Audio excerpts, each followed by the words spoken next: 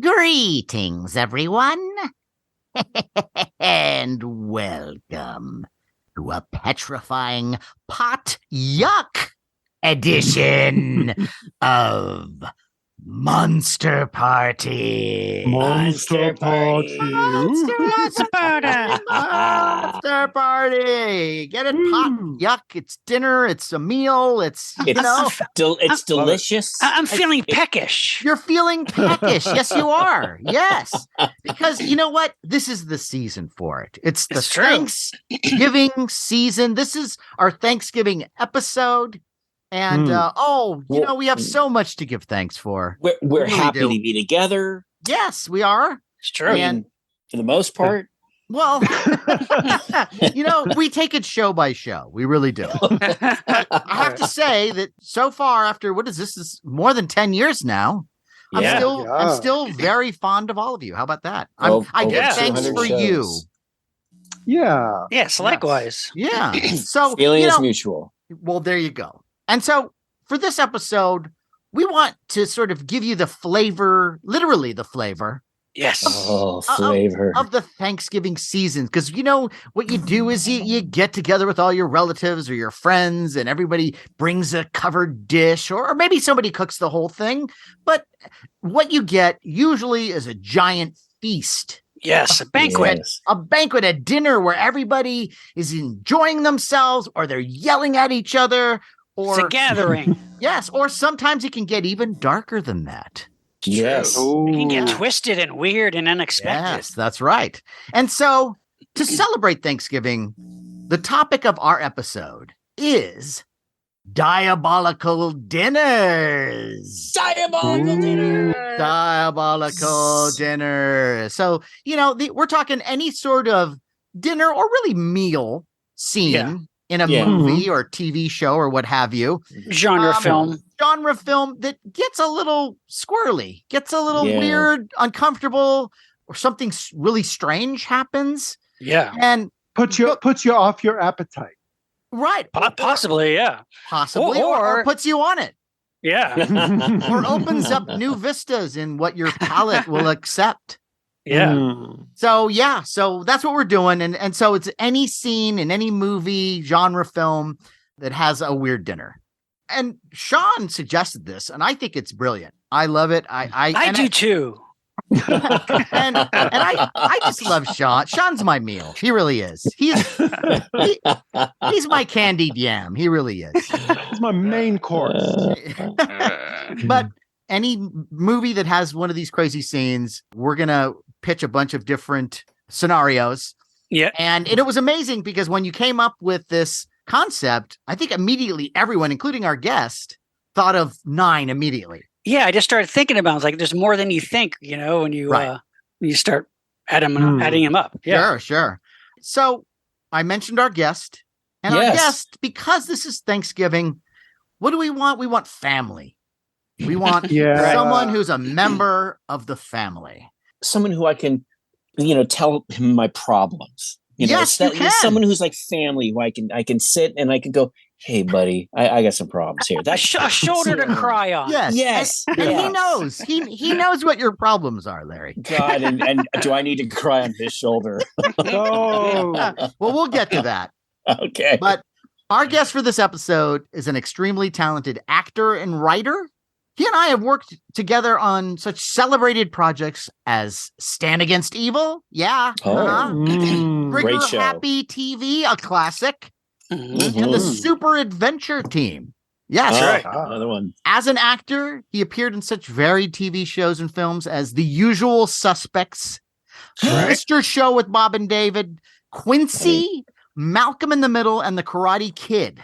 But let's not forget, folks, that as a young commercial pitchman, he introduced the world to McDonald's famous Shamrock Shake. That's right. He did. Please welcome friend of the show and eventual Larry replacement, Ken Daly. Ken Daly. Thank you so much. I also introduced Chicken McNuggets. And I knew that. Cool. Two great treats. I knew that. Two great products. They from are, a and wonderful company. And I guess McNuggets really has had the staying power. But I guess Yeah. Well, Shamrock Shake is still's there seasonal. every year. Yeah. Yeah, it's Both great for Thanksgiving meals too. By the way. You can dip one in the other. It's delicious. I've had on Thanksgiving, because of one reason or another, and I wasn't able to make the big turkey dinner. I've had some unconventional meals that were great. I was on the road once in Arizona, and I went to an Indian restaurant and had the meal of my life. Wow, that's fantastic. cool. Yeah. You can boil up those McNuggets with some cornstarch and it makes a nice gravy. There you go. Oh, See, I know gravy. Rick likes gravy.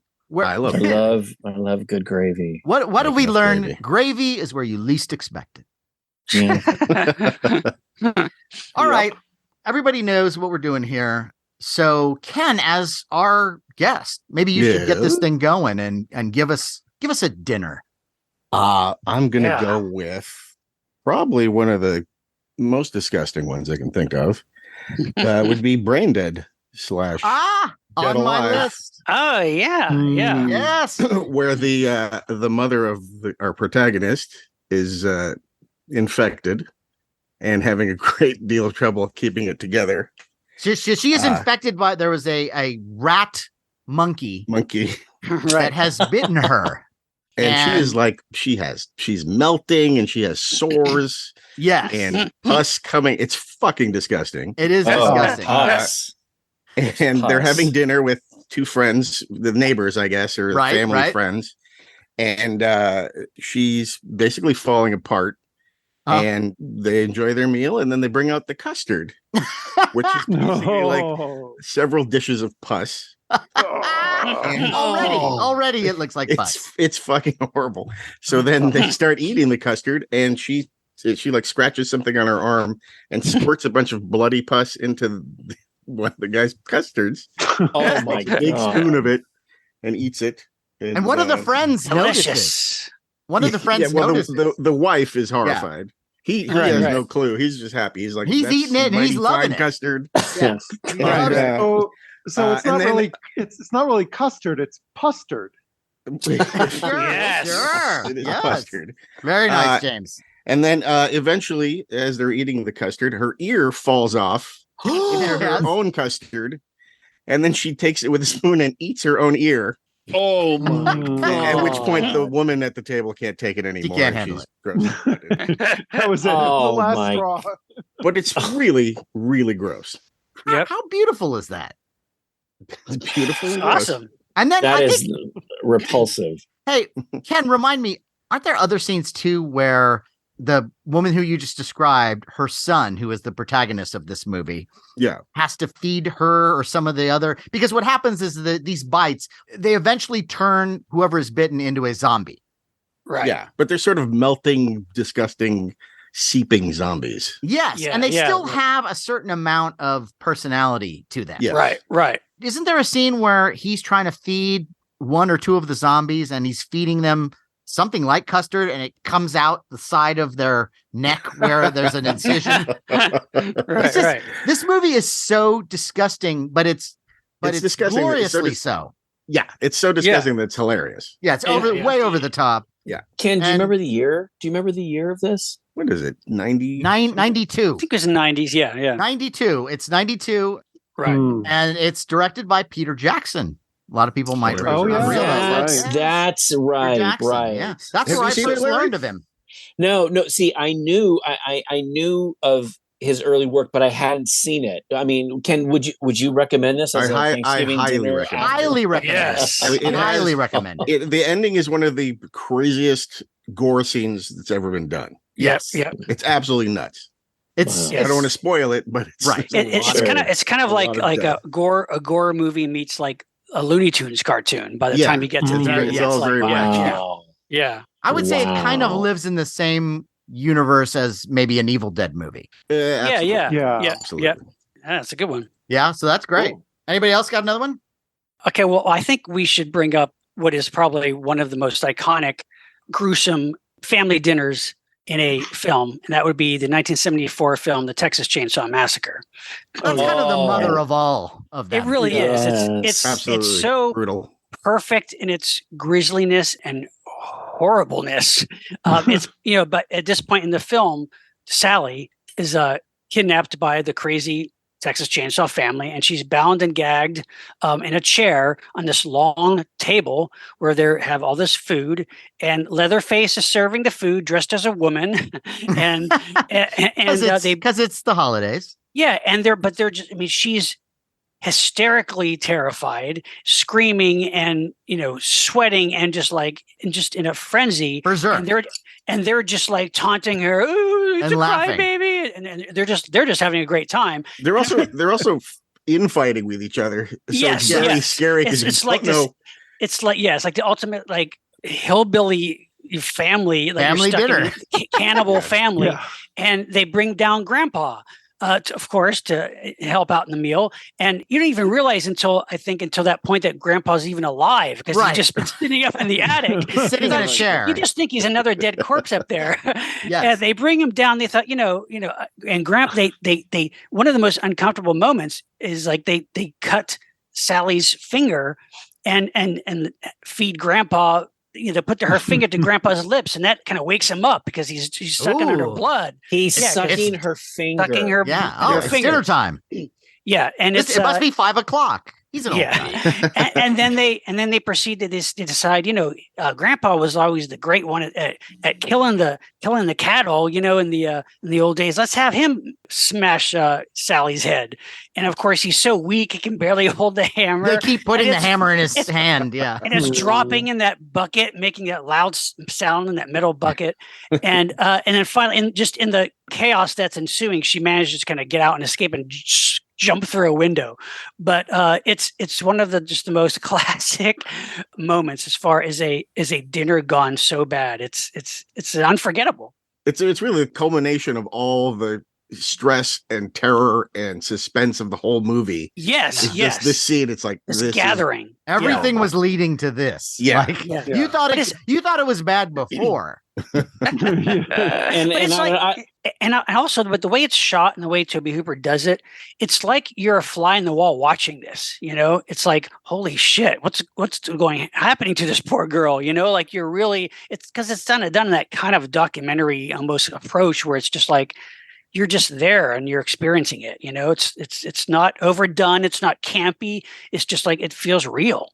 And plus, you have those extreme close-ups of her eye darting around, looking around. Yes. Really, And that the sound design is just it's horrifying. It's rough. And I don't know about you guys, but I kind of came late to the party with Texas Chainsaw Massacre, and because you guys had raved about it and stuff, and so when I saw it, I looked at Thanksgiving dinner with Grandma and Grandpa in a completely different way. I'm sure listeners can understand, if you're fans of the film, you're there with everybody. And then there's this moment when you just look over at Grandma and Grandpa and you have this thought of Texas Chainsaw Massacre. I swear to God, Sean, it's totally messed me up. Now I have to think of think of bunnies, think of bunnies. So happy things, because it's like, oh, here, Grandpa, here, suck the blood out of my finger. But yeah, Sean, you're absolutely right. That is such a terrifying dinner. But in the remake, did you see the remake though? Yeah. I never saw the remake. Not the I did, but I don't remake. remember. Yeah, I don't. It doesn't stick with me. Yeah, is it not? Matt, it's not terrible. I remember it not being terrible, but it's not. It doesn't have the same effect that original one does. Right. Because it does feel like it's happening for real in front of you in the original. Yeah. The remake's a little slicker, and Slicker, yes. And that's the whole problem. It's like that's Right. Yeah, it should not be slick. so many of the more later modern remakes of iconic horror films. That's what I always hear. It's like, it's not very memorable. I don't remember it much. Like, that's it because the seems like slickness everything else. takes it away. And just think about it, the context of when that came out too. 1974, seeing in the theater and seeing that. I mean, my God, And made for nothing too. Yeah, Right. yeah. But here's another thing I would like to point out, because a lot of people don't comment on this when they're talking about that film or this scene, and that is there's some rudeness that happens from both sides. And so you've got this meal happening, and one thing you have to say for the Texas Chainsaw Family is that when you look at Sally, there is a plate in front of her. They did cook a meal. Right. That is true. That is true. And sure, it might be made from people. But it doesn't take away from the fact that someone worked hard, probably Leatherface, I'm guessing. Right. Or I guess the old man was considered the cook. Yeah, they say you're just the cook. But I'll bet I'll bet he would, I'll bet everybody else does like the shit where everybody else has to chop, Right. Yeah, they made an Leatherface is effort. probably the butcher. Yeah. Sure, but you're right. They made an effort for their guest. They put a plate down. Now, hospitality. She's got a nice sausage. Southern She's got some slices of meat. Yes. Right. Now, the other problem is that they didn't realize, I guess, was the fact that she's tied up. Right. It makes it a little hard. Well, maybe they were going to feed her, themselves. Right. That And maybe probably if she had just shut up for a little bit, she could have had a bite. And what do we know from a lot of these movies? Human flesh. A lot of people like it. Sure. Yeah. Long pig. Let me just say something here. Can you imagine what would have happened if, instead of being all scared, she said, "This looks great." Right. Someone passed the gravy. You guys are insane. Matt, but would this that looks delicious. Right. Would that have changed things? I don't know. I think she could have gotten away sooner if she did that. Well, yes. Maybe. Yeah. And maybe they would have allowed her to join them. Oh, True. Sure. One of Yeah, us. it's like, you know what? Yeah, I get what you guys are doing here. Right. And because you know what they say about food is, the first bite is with the eye. And you look at that plate and you go, yeah, looks pretty good. Right. That's a great one, Sean. Here's one that this has always kind of really disturbed me. And maybe it's kind of cliche in a way, but it's a moment where a group of people who, they're coworkers, they all get together to kind of, things are getting back, let's have a little dinner together. And things go totally wrong. And I'm talking about the 1979 film Alien. Sure, directed by Ridley Scott. of course. And look, I know listeners, we've all seen it 1,000 times, but guys, I remember seeing this film for the very first time at that moment when Kane comes back. Oh, yeah, I feel, I'm fine. Next silly question. I thought everything. Oh man, everything's going to be fine. I really thought that. Did you really think that? They were like, did. They were like about to go back into stasis. They were done with their mission. Right. Yeah. And it's played very lax. I mean, it's played very comfortably. Everybody's chatting. And here's the thing, guys, would you agree with me that, when you sit down for dinner, when you're eating and stuff, there's times when if your phone rings or there's a knock at the door, it's like, you don't want to be bothered eating because it's kind of like it's a vulnerable time in a way. It's a special time. It's like, look, I'm taking in sustenance, and look, it may only last about 10 or 15 minutes. And so it's like, it's this special time when you just want to eat and consume, and that's going to make you feel better. So this moment where you have all of these guys together and they're all just kind of, we're relaxing a little bit. Okay, you can tell they've been together for a long time. Yes, it's like they're just like, son, like us. Yeah, right. And there's a relief thing too, because totally. it's like after what they went through, they've gone through all this stuff. Our guy is okay. But you know what? When Kane played beautifully by John Hurt, when he started to cough just a little bit, I just thought it was going to be a like a little thing and then move on. But then it goes on. I'm like, what the hell is it? What? And then think about it. Something happens where he literally screams in pain and is like convulsing and is screaming and it's like, as his friends are like, oh, what do we do? Let's put something in his mouth, to make sure he doesn't bite his tongue. But we don't know what it is. And then that first spurt, of something coming out of his chest, it freaks. I mean, I flipped out. Yeah. And then, of course, as it proceeded, we all know what happens with little chest burster coming out. It is one of the most, to me, such a horrifying moment at a meal. Oh my God, yes. But there's one thing I have to point out in this one. And that is, so now Kane, the face hugger has been removed from him or has fallen off. Yeah. And now they ask him, he seems to be okay. And they're like, are you okay? And he goes, I'm really hungry.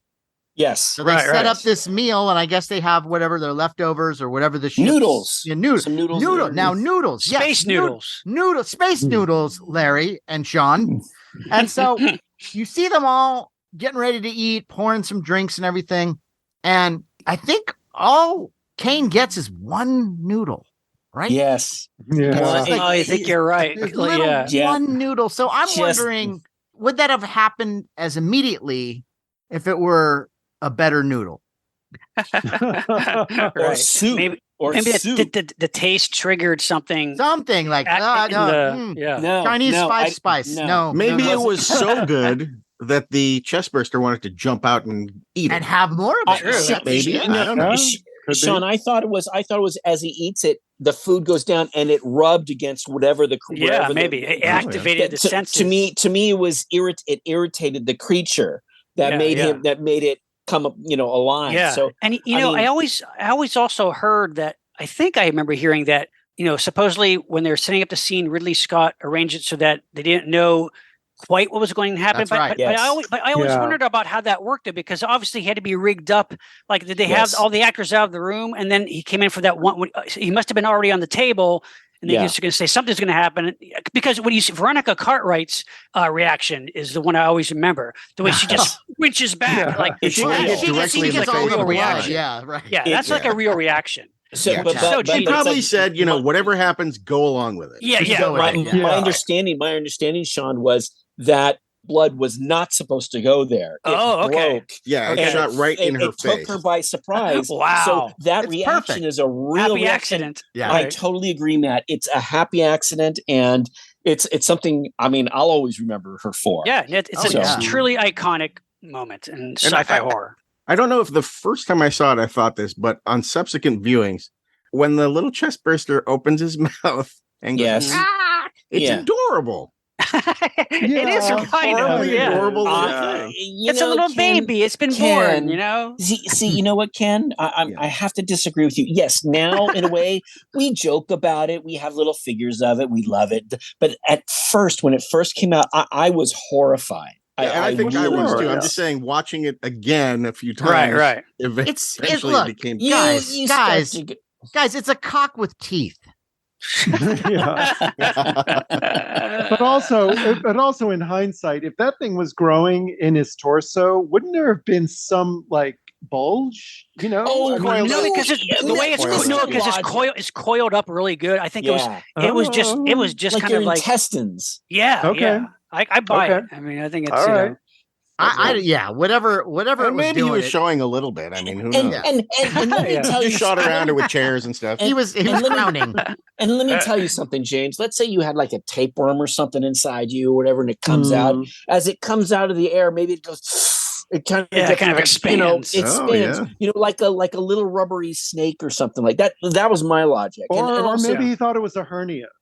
Sure. Yeah. Or just the stress from what he went through. He could have been in pain a little bit. Yeah.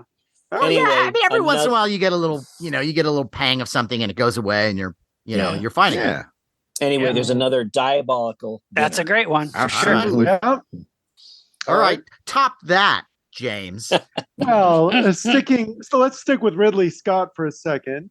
I think I know where you're going. Yep, it's on my list. Sequel to Silence of the Lambs. That's right. Well, Hannibal, course. Anthony Hopkins, and we have talked about the scene on the show before. Clearly, the most memorable moment in the film, to be honest. The only memorable moment for me. No, I agree. No, I maybe totally when agree. the pigs are eating. I disagree. Yeah, I disagree. But go ahead, James. Go ahead. You've got this sort of climactic scene where he's got a Ray Liotta at the dinner table, and he's like this corrupt law official guy, right? Who's been hunting him down, and he's got this vendetta against Liotta. So what does he do? Being Hannibal the cannibal, hey, it rhymes. He will open up that, James. Open up Liotta's cranium and take up part of his brains and cook it and feed it to Liotta. Right. So Liotta is under this sort of hypnosis. Well, he's like been drugged too, and he can't feel you can't feel the nerves in the brain. So it's a lovely presentation. He's cooking tableside. And whatnot. No, it's gourmet style for sure. Yes. And then, he's eating his own brain. Well, he sautés it. He sautés the brain. Of course.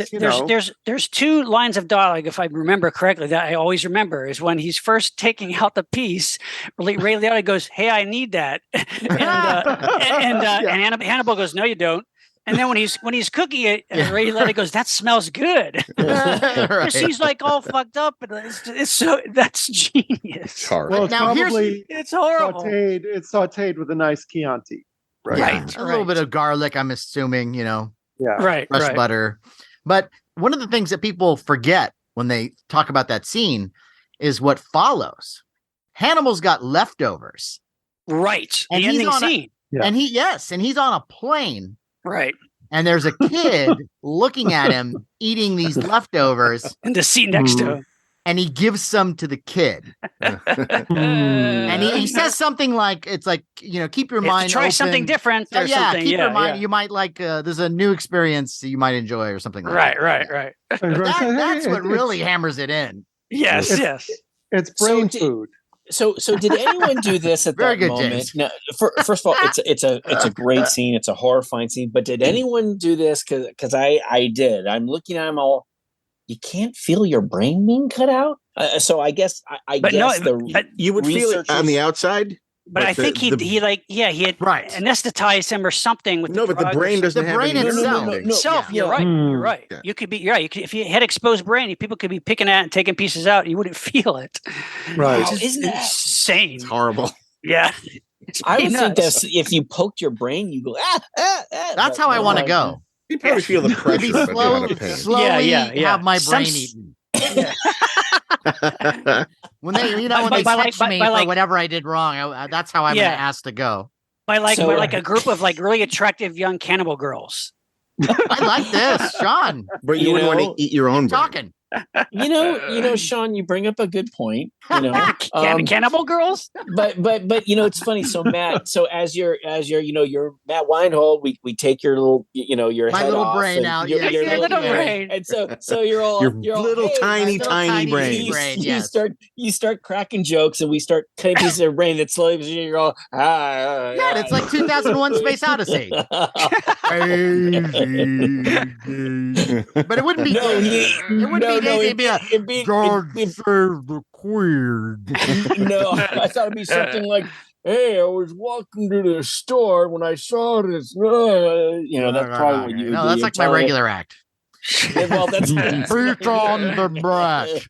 Preach on the brush. That's a great. It was a good one. Powerful scene. There you go. It totally surprised me. Yeah, and somehow it's much grosser when somebody's eating a part of themselves. Yeah, like in the life, she's eating her ear. It's just something horrible about that, and not aware of it. Ugh. It's like a horror gag where you go, "I wish I had thought of that." Yeah. Very well done. Very well done. Yes. Yeah. It's a good one. I got one for you. All right. Yeah. It's more, I guess, science fiction than it is horror, but there's certainly a lot of horror in it. This scene comes from 1971's A Clockwork Orange. Ooh, okay. And so there is a scene where Alex, after he has gone through the Ludovico technique and he's out trying to make his way in the public life, and his droogies find him and they kick his ass, and he finds his way back to this house that earlier in the movie he had visited with his droogs. They were let in by telling this weird story about, we got into a car accident, you have to let us in, And so Patrick McGee, his wife, lets them in, and they beat them up. They brutally rape and kill his wife. And so now cut to, he's now found his way back to this house. And at first they bring him in and they're kind of like, "Oh, what happened to this poor guy?" Right. But then Alex is taking a bath, and when he's in the bathtub, he starts singing in the rain, which is the song he was singing when he originally went to the house. He was terrorizing fucked everybody up, right? Right. So now Patrick McGee is there, and his name's Frank in the movie, and Frank is listening, and he's like, they cut to him like after Alex is singing the song, And Patrick McGee has this look on his face like he's It's almost having like a eyes seizure roll back in his head, and he's reliving the whole experience over again. It's powerful. Yeah, So then you cut to the next scene, which is Alex is sitting at this table and he's got this big plate of spaghetti. And he's eating spaghetti. He's like, hey, this was left out. I hope you didn't mind I started without you. And they bring Frank in, Dave Prowse, who's his caretaker now, who wheels him in on a wheelchair. And he's got a couple other friends with him. And they start talking to him about, what he's been through. And Frank is, I lived here with my wife. And Alex goes, well, what happened to her? And he goes, she's dead. And that's when you really know, like, okay, the jig is up here and this is not going to go well. So he's eating his spaghetti and they offer him some wine. And, at first he doesn't want to drink it because he knows something's up, but he sips the wine and okay. And he's looking at it. He's like, oh, nice color. And he's doing everything he can to not drink the wine, but he finally drinks the wine. And then but what does he say, Matt? What does he say about the wine? He says, Patrick McGee. Here he goes. He's so try intense. the wine, and he says it like that. So the minute somebody says wine. Try the wine with this crazy look on their face, you probably don't want to try the wine. Right. But he tries the wine. He finally drinks the wine, and they're asking him all these questions again, and then all of a sudden he just falls face first into his spaghetti. And then he wakes up in a room. And if you know the movie Clockwork Orange, he has been conditioned he used to love Beethoven, but now every time he hears Beethoven's Ninth Symphony, because that was some of the music they used in this conditioning, he gets violently ill. So ill that he wants to kill himself. So now he wakes up and there are these speakers around him and they're blasting the Ninth Symphony and he jumps out the window. Now, I won't tell you anymore. But that scene is so great because of the tension. Yeah. Patrick McGee is so in like crazy worlds. He's so distraught and angry and almost homicidal as he's talking to Alex. And Alex doesn't really know how much this guy knows, but he knows something's wrong. Right. Yeah, it's just tension. And every time he says anything, try the wine. Matt, what I think is so great about that too is there's a line when Alex is thinking about himself. He goes, this guy couldn't possibly know who I am because we wore masks. That's right. We wore masks. That's how he doesn't recognize him, because he wore a mask when he was doing the initial crime. So Alex, as he's there, he thinks, okay, this guy really doesn't know who I am, but this information had been in the papers and stuff. Right. We know that Patrick McGee knows all this, but that moment, you're right. Watching that scene is so uncomfortable, Matt, because the old guy, he seems odd. He seems really intense. Well, he's damaged. He's so upset he can't behave normally. Yeah, he's right. It seized him. He was trauma. He was clearly traumatized. Like the minute you see him again, when Alex comes back to the house, you could see that life hasn't been good to him. He's a shell of a man. And he's got Dave Prowse carrying him around. And so then when he finds out who Alex really is, it's like everything just crashes down in on him. And while they're doing this torture to him, when they got the speakers all around him and he's in this locked room having to endure Beethoven's Ninth Symphony, Kubrick cuts back to McGee and he's sitting in his wheelchair, just like almost like conducting the music. He's so happy to hear, the agony that Alex is in. And it's just, it's the brilliance of Kubrick. I mean, there's so many things going on in that scene. Yeah. It's yet another reason why that movie is so brilliant. Yeah, for sure. Matt, would you also say this? Another thing about it that's disturbing is that spaghetti looks really good. It does. Yes. I mean, it's funny because, I've had spaghetti with, the meatballs and when meat is kind of mixed up in it, ground beef. I mean, I love it. I look at that and I go, I know what's going to happen. I know he's going to end up with his face in the air. Right. Like, oh, this is so horrible. He's going to put his face in that wonderful spaghetti and meatball sauce. It looks, and the thing about it too, is it looks like hearty. It looks thick. Yeah, thick. That's how I like it. Thick, really nice, thick spaghetti noodles. Yes. And, it's funny. I'm glad that you brought this up, Larry, because I think now whenever I want or crave spaghetti, that's what first comes into my mind. I think that's same here, man. Same here. They should actually make a Clockwork Orange grand spaghetti. Yeah. Wow. The Chef Boyardee should do something. Can you imagine with a little Alex Droog on the Alex Pasta? Are you listening, Chef Boyardee? Clockwork SpaghettiOs. By DeLarge. That's a good one. Yeah. Good one. Good. Nice. All right, Ken. Speaking of violently ill, this isn't really. It's not really a genre movie, but Mr. Creosote. On my list. Oh, yeah. On my list. Meaning of life. How can it not be? Monty, It's Monty just Python, Meaning of Life. Yeah, oh my it's- God. It's truly like one of the great comedic, horrible, horrifying meal scenes. Yeah, when he walks into Totally the restaurant, it's Yeah. like, Jones. and Wait, looks like remember, he weighs about Well, 8,000 pounds. right? What's that? Ken, So- fill us in. What happens? What Yeah, happens? yeah. Well, what were you saying, Sean? I was going to say also, but that before that moment where he walks in the restaurant, you have to remember that what we're hearing is Eric Idle singing the song about it's nice to have a penis. Remember, he's playing in the piano, and then in walks Mr. Creosote. So Who yeah, can't find his. But doesn't it Right. seem like in that scene? So he comes into this restaurant, and it seems like the staff of the restaurant have all been kind of They- expecting him. They know Yes, what's yes. happening. Yeah. They're, And bra- they they're all know. bracing for Enormous. He's like a giant egg. Yeah. it. Yeah, Yeah. yeah. A big round egg. Bigger Harry than an egg. Jones. Yeah, Yeah. Terry Jones. Was he the director? I think he directed the film. I think he directed it Yeah. too. Talking Yeah, all about yeah. it, didn't he? So he's so John Cleese is his waiter, and he starts eating tons and tons of food, just plate after plate of greasy, heavy, horrifying food. And once he's had enough, he barfs out. Any excess. Wait. Before What? that, he's so full, and then John Cleese comes back. Oh, right, with yes, you're right. one last Wait for- little thing. But that's the Clint. last. But that's the. Isn't that?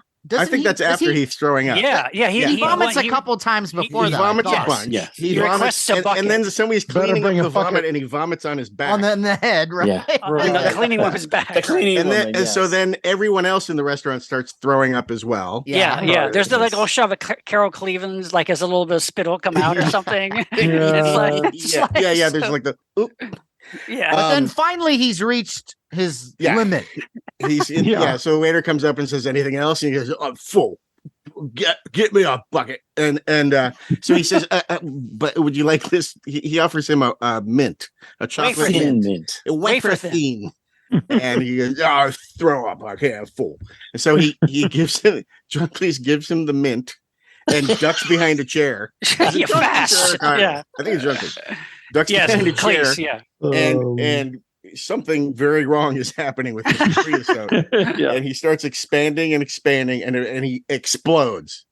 And he's just left this bit, and everybody in the restaurant is throwing up, Covered with horrified. him, too. And he's sitting there with his chest popped open. It's just a big empty cavity. His little heart is beating. He's still alive. He's kind of Still alive, He's right. kind of looking at himself like, "Oh, did that happen?" And it's hilarious. Yeah, it's and horrible. genius. Yeah, You no, know, that's it's- one of the most famous scenes ever. Perfect it- Thanksgiving viewing. And Yeah, Ken, exactly. it's Because funny. we all get stuffed. I Right. think I mentioned this before, but I worked at a movie theater that showed that film. Oh wow. And there were 2 times in the film we could tell when people came in, the film started. There were 2 places where people actually got up and left the theater. One was Really? the liver donor transplant. Right. People got I'm to left. losing it. And Would you the have your liver second then? time was when Mr. Chris starts to throw up and stuff. People, and the film was almost over at that time. People would get up and leave, and we could time when where the film was because people actually got up and left. It was too Hilarious. repulsive for them. Right. And I'll never forget that. It's one of those great that's a moments. Also, if we want to talk about great dinner scenes from Meaning of Life, it's the dinner scene where death shows up, the Grim Reaper. Oh yeah. Absolutely. Moose. The salmon moose. Salmon moose. Salmon moose, yeah. And I but love wait, I like, didn't have any salmon mousse. No. It's like, can I ask a question? What? How could we have all died at the same time? Right. Salmon mousse. And then you have the great line, darling, you didn't use canned salmon, did you? I'm most dreadfully embarrassed. Classic. I have to watch that again. Yeah, me too. Great. Yeah. So good. It's actually a good topic for another show, is like theater clearing movies. Oh, yeah. Ooh, yeah. That is a good one. Really? Yeah. Good idea. Or theater clearing scenes. For, Yeah. For whatever reason. Right. Yeah. That's a great scene, though. Thank you, Ken. That's a good one. You bet. Okay, here's one that very different kind of scene, but it is quite memorable and pretty fun. And that is the dinner scene from the 1988 film Beetlejuice. Yeah. This is a fun scene because this is Alec Baldwin and Gina Davis are dead, and their ghosts haunting this house. And Catherine O'Hara and Jeffrey Jones have moved in. There's these pretentious artsy-fartsy couple, and they've invited all their artsy-fartsy interior decorators to come to this house. And Gina Davis and Alec Baldwin hate what they're doing to their house. You know, they want to get rid of these people because they just change into this gaudy, horrible house. And Dick Cavett is one of the dinner guests, and they're all sitting around, you know, talking about what they're going to do to the house. And Adam and Barbara, the characters of Alec Baldwin and Gina Davis, have to figure out how to scare them. They want to get them out of here. So the way they do it is they're all in the middle of just talking. They suddenly possess everybody and have them start singing the Banana Boat song by Harry Belafonte, the Deo, Deo. But it's great because what really sells it is Catherine O'Hara, because she's the one who first starts singing. She just, in the middle of a sentence, she just stops and starts singing and gets up and starts dancing. And it's great. I mean, it's they all start doing it and, you know, dancing around. And at the very end, then these like creature hands come out of their pots in front of their table. But it's great really, scene. it's really fun. Shrimp The shrimp cocktail. Shrimp cocktail. Because the only one not affected, the only one not possessed is Winona Ryder, because she knows the ghost, she's friends with the ghost. She's kind of sitting back and watching and laughing, and you know the ghosts are making total fun of these characters. And then like they unpossess them, they just kind of stop like, what the fuck happened, you know? But it's a really fun scene, and and again, Catherine O'Hara kind of sells it. That's terrific. That's yet another one I haven't seen in years. Yeah, that's a fun movie. It's probably, I mean, you know, this is one of his earliest films. It's one of the most Tim Burton-y of Tim Burton's films, but it's kind of works very well for what it is. You know, I'm always shocked and amazed that movie has not been remade, like, you know, or a sequel, or a sequel. They had a sequel forever, which I'm sure will be, whether it's a sequel or a remake, it'll suck, I'm sure. But but the original Beetlejuice is really quite enjoyable. It really was a breath of fresh air at the time too. You know, originally supposed to be Sammy Davis Jr. Wow, that's right. Yes, Beetlejuice was written for Sammy Davis Jr. Also, though, I do remember too that early test, there was not nearly as much of Michael Keaton in the film as Beetlejuice in the original cuts. I think they did some early screenings. But he was so good. We want more Beetlejuice in it. Yeah.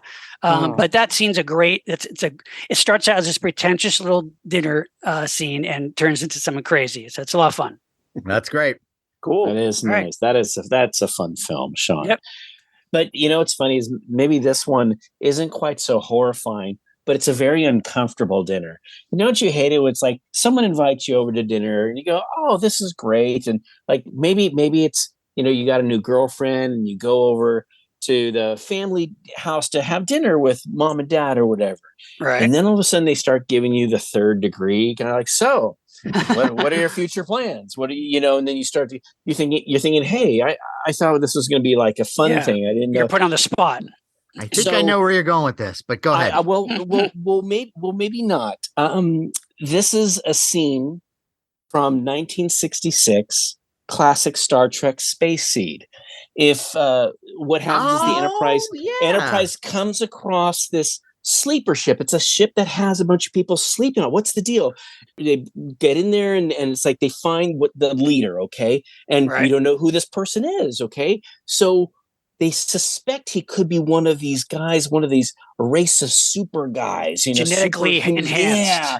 Right. So what they do is we're going to have this nice dinner. We're going to dress up. We're going to get all fancy, and we're going to have this guy come. Who I get his name is Khan. He tells them Kirk and Spock. So they bring him to dinner, and then they start Spock starts asking these questions.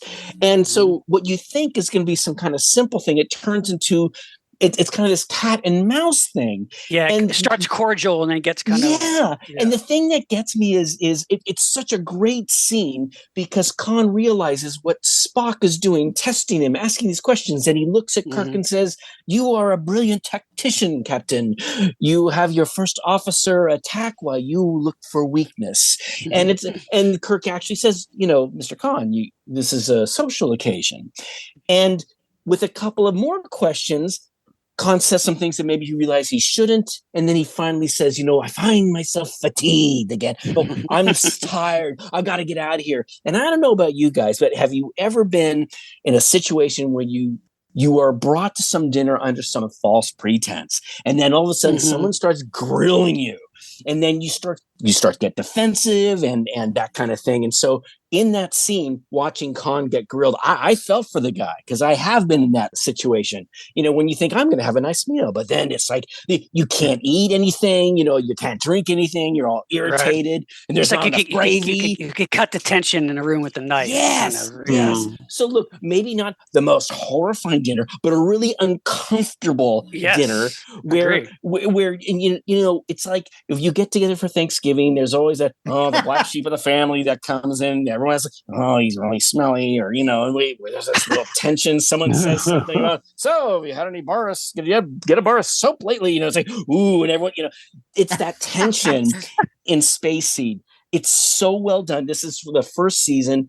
It was written both by Gene Kuhn and Carrie Wilbur, directed by Mark Davis, and of course Ricardo Montalban as Khan is just so great. Phenomenal. He's so great. He's terrific. And of course, as we know, it was such a great episode. It was used for 1982 Star Trek II: The Wrath of Khan, directed and written by Nicholas Meyer. But again, that sequence, that dinner, always makes me uncomfortable when I watch it. So it's a good one. I love that. I love that scene too. Yeah, great scene. You are an well excellent tactician. Yes. And then when he says, "I find myself fatigued." Yeah, that's great. It's almost like if you want to get out, maybe that's what you say. I find myself fatigued. Yeah, use that one for Thanksgiving. Yeah, that's what we do, Ken. You don't want to make the mistake of going, "Excuse me, I happen to be a genetically enhanced." Oh shit! Right. That's good. With all the body horror films that David Cronenberg directed, you'd think that there'd be more creepy meal scenes, but there aren't that many. But one of them stands out, and it's in his 1999 film Existence, where Jennifer Jason Leigh and Jude Law they're in the game industry, but there is corporate sabotage afoot. So they go into this role-playing game, and their lives are actually on the line in this. There's some real jeopardy going on, even though they're in a virtual reality situation. Right. And they need weapons in this, and they can't bring any with them. So they have to create them within the game. And the only way to create these weapons is from the bones of animals. So they sit down to lunch, and what the lunch consists of is these disgusting fish creatures where they have to go through eating these fish in order to take the bones apart and make these guns out of them. And not only is this, a virtual reality universe, but the animals, the creatures themselves, they don't exist. They're almost like the fish creature in Monster on the Campus. It's like that. Coelacanth, right? Yes, yeah. And you see them pulling apart the flesh and the sinew, and it's just like, oh, you actually going to eat that? And Jude Law actually has to bite into the thing. And it's like, oh, and then create an organic sort of gun from the bones. Right. And that's, of all the scenes in Existence, that's the one, just from the sheer disgust of it, that sticks out in my head. And it's also extremely inventive. Yeah. I forgot about that scene. Yeah. This is kind of a seafood heavy topic, it seems. So far, shrimp and fish, totally. Right. Well, now you're talking about body horror, and I would say that this is at least body horror adjacent. And I remember when I first saw this film, when it came out, I wasn't really sure if I liked it. It's not a pleasant movie to sit through, but after years and years of revisiting it, I think it's really good. The movie is 1989's The Cook, the Thief, His Wife, and Her Lover. Oh, yeah. Written and directed by Peter Greenway. Yeah. And this movie, there's an English gangster. His name is Albert Spica. He's taken over this restaurant, this really fancy restaurant. And even though he runs this place and wants to make money from it, he is so abusive to the chef, the staff, and even customers. Like, he's just an asshole. And he has this wife who's hot. It's Helen Mirren. Of course. Plays, beautiful. I mean, just so lovely. And she plays Georgina, his wife. And Georgina falls in love with this bookshop owner named Michael. And they have an affair. To cut to the chase here, the husband, Albert, he finds out about it, tortures Michael to death by feeding him pages of his books. Oh. And that is disgusting just in and of itself. But then, like, this drives Georgina crazy. And so she manages to convince the staff to take Michael's body and cook it. And they eventually go, yeah, okay. Because that's what you do, you know? Yeah. Under the circumstances. Yeah. Am I still on the clock? Yes. Yeah. I will cook this body. All right. So they cook the body, and then finally there's this confrontation between Georgina and her husband at the restaurant, and she forces him at gunpoint to eat Michael's cooked body. Yeah. And he starts to do it, and he's gagging, and then finally she's like, spoiler alert, fuck you, and shoots him in the head and calls him a cannibal. Wow. Just like every Thanksgiving. Now, if that won't give you a spring in your step and make you, just appreciate life in general, I don't know. I don't know what will. And it just shows to show you too, like for a Thanksgiving movie, that you don't have to be the greatest cooker. You don't have to have all the right ingredients. Just take what you have lying around. And as long as, you apply yourself, I'm sure he didn't gag because it was prepared badly.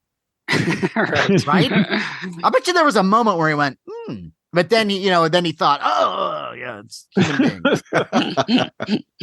But I love, that's a movie that I've come back to a couple times, and it's very unpleasant. And it's brutal. But it's well done. It's very well done. Larry, have you ever seen this movie? I don't think it's your cup of tea. No, but I love Helen Mirren. But who does not? She's very sexy in this thing. Oh, she's still sexy. I mean, she's still sexy. She will always be sexy. Yes. Yeah, I want a sandwich with her and Jenny Agutter. It's like I would like to get one or both of them on the show. Yeah, well, I guess after I just said that there's no chance of that happening. Well, and Michael Gambon is the gangster. It's just he chews every scene that he's in. Yes, he's so entertaining. Yeah, and scary. So scary. Yeah. Yes. He's just so nice. Sociopath who does not give a shit. Right. Yeah. And as someone viewing a film, you're like, God, I'm so scared of you. I don't want you to come out of the screen and get me. It's like that kind of performance. Yeah. But it's not for everyone. But it's a great movie. Yeah, it's a good one. All right, awesome. This is a movie about an actor who gets some bad reviews, and he decides to get revenge on the critics. Yes, love this movie. Vincent Price, 1973, Theater of Blood. That's a great choice. That's a great choice. Great movie. The dinner scene that's wonderful is Robert Morley is one of the critics. And Vincent Price and his chef team come in to prepare him a lovely dinner. And he comes home and sits down, and he serves him a big pie. It's like a big chicken pot pie. And he's eating it and loving it and enjoying it. And he keeps asking where his dogs are. He's little precious little poodles. Yeah. Where are my little babies? Morley's like this, like effeminate kind of critic.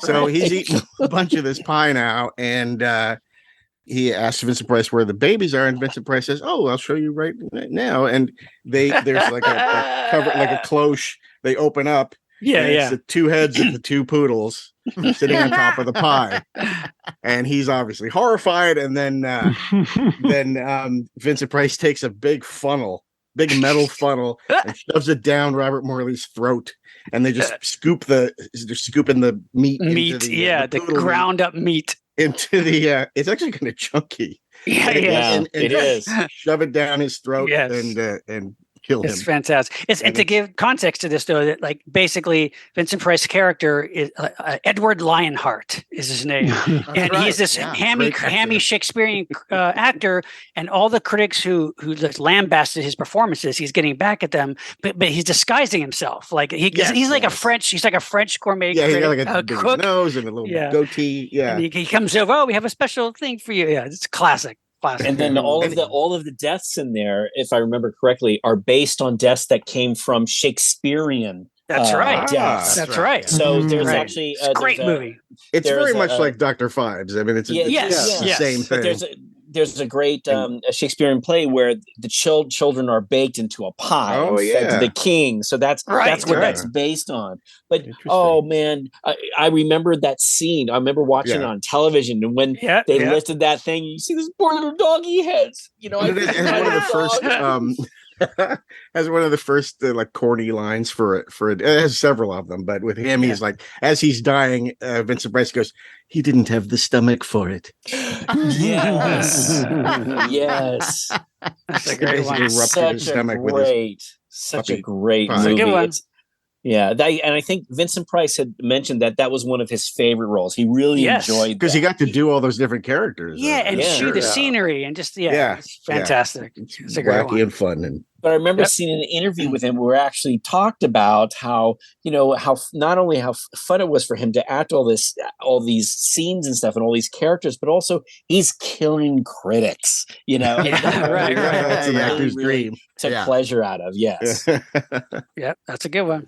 All right, Sean.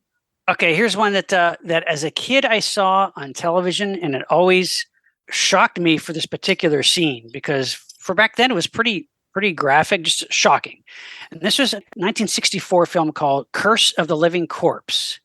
This is a black and white kind of revenge movie where there's these greedy relatives gathering for the reading of a will of this nasty old man, and they'll start getting picked off one by one in horrible ways. And all the relatives are conniving, trying to get his money. And one of the relatives is also kind of having an affair with the maid in the house, and they want to get there's like a little brooch that was left near the coffin of this dead guy, and she finds it, and then you see this shadow appears. What you're thinking is like, okay, has this dead guy actually come back to life to commit these murders and revenge on all his relatives? So you see this maid. She's cornered in this mausoleum, and a shadow comes over. You don't know what's going to happen to her. And then later, in a later scene, the relatives are all gathering in the kitchen for dinner, for a meal. And they have one of those silver, what do you call those things that are covering, you would cover a turkey? Cloche? Cloche, I think. Okay, so he has one of those little things that you open up, to reveal the meat or whatever it is inside. So they all gather on the table and they go, what do we have today? And somebody opens up the cloche, and there's the severed head of the maid staring up at them. And it's like this is a shot that you'd see like in Famous Monsters a lot. Yes. It was. I remember this. Yeah. Yeah, and she's just staring out with her eyes open on this. Her head's on this table. It's a good head platter. Yeah. And it's really, and everybody screams. So that's what happened to her. Basically, that he replaced whatever that meal was in there with her head. And it was just really effective. It was like, wow, that's pretty gory. And the movie's pretty nasty. A lot of the killings are very, very gory. And it was also the acting debut of a young Roy Scheider in the film. Oh, wow. Yeah, but that moment of having a meal was very, very unforgettable. Curse of the Living Corpse. That's awesome. Yeah, I remember that shot. I think it's also in the pictorial history of horror movies. Yes, it is. Yep. Nice one. Nice one, Sean. Nice one. You know, it's sometimes you watch something that is Thanksgiving dinner related, and maybe it's not horrifying, but it's disturbing. And there was an animated cartoon that featured Thanksgiving dinner that really disturbed me. And I'm talking about the 1973 animated film, A Charlie Brown Thanksgiving. And and I know now. Look, before everyone laughs, Too late. Yeah. So no. But it's like, for our listeners, if you haven't seen it, Charlie Brown. Do you ever have that friend who's just a little pushy? Just a little pushy, and so yeah, and then sometimes they kind of invite themselves over, like, "Hey, Matt, how you doing? Hey, how about if I come over for drinks? And maybe you guys can order a pizza. Let me come on over. You can order a pizza. We can get together and chat." And you're like, yeah. Well, that's essentially what happens in A Charlie Brown Christmas. You have Peppermint Patty, who Thanksgiving. Charlie Brown Thanksgiving, you mean? Yeah. Hey, Chuck. Yeah, and she basically bullies him on the phone about, "Hey, let's come. How about we come over and we have Thanksgiving dinner?" And it's almost like she's expecting something. She invites herself over, and he's all, "Hell, heck, I don't know what to do." And then so with the help of Linus and of course Woodstock and Snoopy, they put together a little Thanksgiving dinner. No, there's no turkey. We've got some toast. Is that the popcorn and toast? Yes, I remember that. And see, here's the thing that pisses me off. It always gets me. First of all, I hated Peppermint Patty. Her and her little pushing her little, "Hey, I got that prepubescent bra on. Hey, let me come on over and let me, and then fix me some dinner." And it's like, look, you don't get to tell Charlie Brown what to do. It also used to bug me that Linus says to Charlie Brown, "I know you can make toast. You can't butter it, but you can make it." I went, "What moron can't butter toast? Are you kidding, Linus?" But anyway, so they do their best to make some little meal, and then she invites, "Hey, here's Franklin. He wants to come over too. Marcy's coming," and so she invites other people. So it's like, she should have been thanking her lucky stars that he had freaking food for her, not. And she gets pushed out saying, "Where's the turkey? Where's the stuffing? Where's the gravy?" And I hated her. And you have this moment where Marcy kind of talks to Peppermint Patty and says, "Look, hey, you invited yourself over. This really isn't cool. You should apologize." If I was Charlie Brown, man, I'd go to my room, I'd put my head in a pillow, and I'd start bawling. And if she tried to apologize, I'd say, "Fuck you, bitch. Here I do this for you. You're dead to me. Dead. Get the fuck out. I mean, Wow. Happy Thanksgiving." All right. That was revelatory. Yeah, wow. Not surprising, but yes, revelatory. It's funny. For all the Charlie Brown specials, this one really gets me. It really irritates me. No, Larry, you find it funny, but it's almost as terrifying as the Clockwork Orange dinner. I mean, it's just that level. It's terrifying. Larry, I'm just curious. Have you run out of horror movies? You had to go to the Charlie Brown Thanksgiving? To him, it's diabolical. Well, listen, I don't want us to all do, "Hey, let's all do horror." I'm trying to shake things up. I want to have an animated thing. Well, there is that really uncomfortable Care Bears dinner scene in one of the episodes. Is that true? No. Do one of the Care Bears go through the Ludovico technique? I think Sean is just making shit up like he does sometimes. So fucking thanks, Sean. So what? That's an uncomfortable dinner. It's I guess a diabolical dinner for you. All right. And so listeners, so what happens? Oh, happy day. There's apologies, and then they invite all the kids over to Grandma's house. Okay, great. Is that what happens at the end? Spoiler alert! Spoiler! Wow. Wait, what? So first what happens? the red Does she wedding, and now apologize? this. Is she executed for her transgressions? You're bad. Another terrible dinner. It did come out in 1973. Come on. Okay. No, I'm fine. And then they hit her in the head with a hammer. No, there's no hammer. Well, I'm going to reshoot. Well, that whatever happened to Charlie Brown, he ended up getting into murder. That somehow, after all the shit that guy went through as a kid, that it ended up in bloodshed. Not necessarily, Matt. Not all kids who have bad things happen to them grow up to be bad people. Some people overcome it, Maybe. It's true. I'd like to think that. Happy Thanksgiving, everyone. Happy Thanksgiving. Is there someone else who wants to go? James, what do you got? Okay. You got a My Little Pony horrific story? All right. This is a movie that went to Hulu this year, 2022, and it's called Fresh. And it stars Sebastian Stan, who was the Winter Soldier.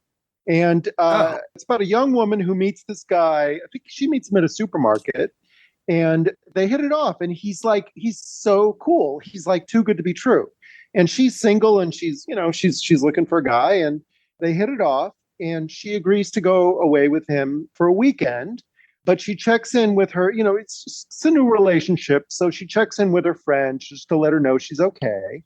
But she goes with this guy to his cottage, and she wakes up in a cage.